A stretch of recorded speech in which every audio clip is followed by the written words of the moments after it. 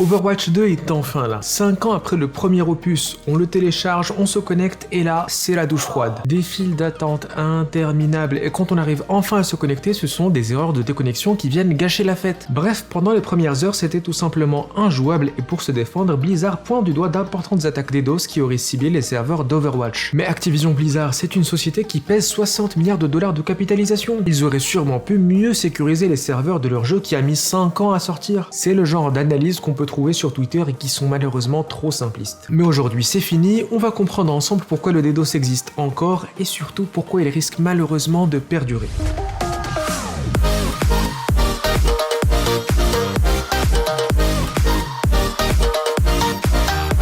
Alors déjà, explication rapide du DDoS dans le cas des jeux en ligne. Les jeux multijoueurs utilisent des serveurs de matchmaking pour justement se faire rencontrer le joueur et aussi pour synchroniser tout ce qui se passe dans la partie. Sauf qu'évidemment, les capacités d'un serveur sont limitées, donc s'il se met à recevoir trop de requêtes d'un coup, il va tout simplement lâcher prise. Et c'est exactement le principe du DDoS, bombarder volontairement une cible de requêtes, comme par exemple des tentatives de connexion, et continuer jusqu'à ce qu'elle explose, métaphoriquement. Bien sûr, bombarder un serveur avec un seul ordinateur n'aura probablement aucun effet. C'est pourquoi les cybercriminels utilisent des réseaux d'appareils qu'on appelle des botnets. Ces botnets sont composés de milliers ou de dizaines de milliers d'appareils qui sont infectés à leur insu et qui servent à lancer des attaques DDoS. Et si vous avez l'habitude de télécharger tout et n'importe quoi et de cliquer dessus, votre ordinateur en fait peut-être partie. Bref, a priori, le DDoS peut sembler être une attaque bourrine et très peu sophistiquée, mais comme tout ce qui touche à la technologie, le DDoS a évolué avec son temps. Et ironiquement, c'est l'amélioration de nos conditions d'accès à Internet qui a redonné un coup de boost au DDoS. En effet, les déploiements de l'ADSL puis de la fibre ont drastiquement augmenté la vitesse de connexion et la bande passante disponible pour nous, mais aussi pour les cybercriminels qui vont être capables d'exploiter leur botnet à travers une connexion internet toujours plus forte et plus rapide. En plus de ça, la quantité d'appareils connectés et donc susceptibles d'être infectés ne cesse d'augmenter de jour en jour. Alors qu'à l'époque il n'y avait que le bon vieux PC familial bien posé gentiment dans le salon, aujourd'hui on peut avoir un smartphone, un ordinateur, mais aussi des tablettes, une montre connectée, etc.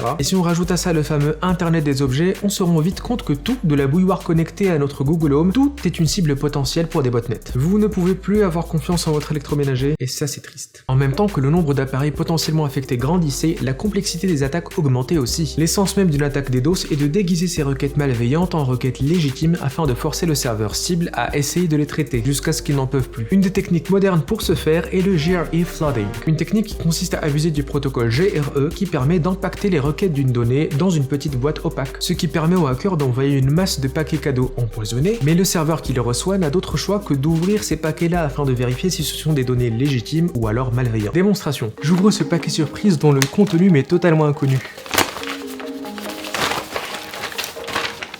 Avis de taxe d'habitation. Une deuxième attaque très populaire et assez basique est le SYNFlood. Pour faire très simple, pour établir une connexion TCP entre un utilisateur et un serveur, l'utilisateur commence par dire « Bonjour, bonjour ». T'es qui ? Puis l'utilisateur met un vent au pauvre serveur qui continue d'attendre indéfiniment sa réponse.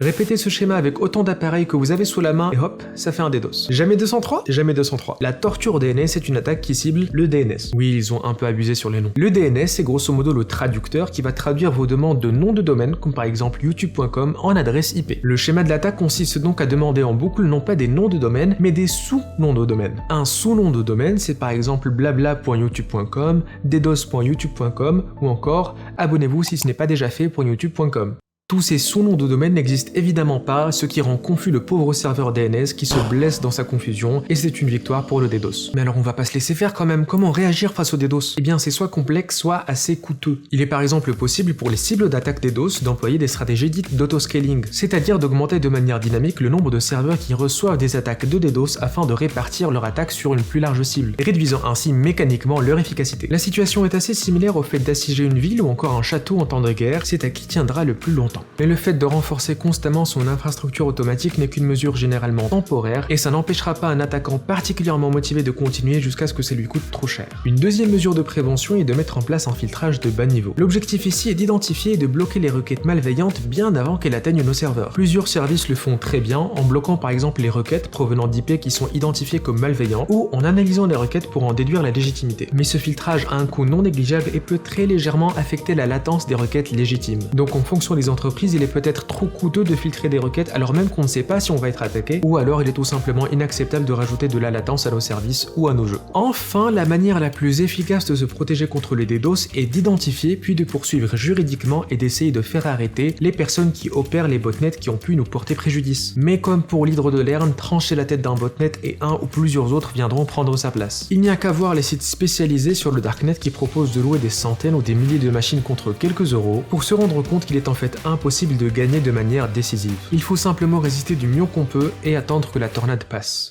Bref, c'est tout pour cette mini vidéo. J'espère que vous savez maintenant pourquoi même des géants comme Activision Blizzard se font mettre à genoux par des attaques DDoS et pourquoi ça continuera probablement encore un petit moment. Il ne me reste plus qu'à vous demander de vous abonner et de liker et je vous dis à très bientôt.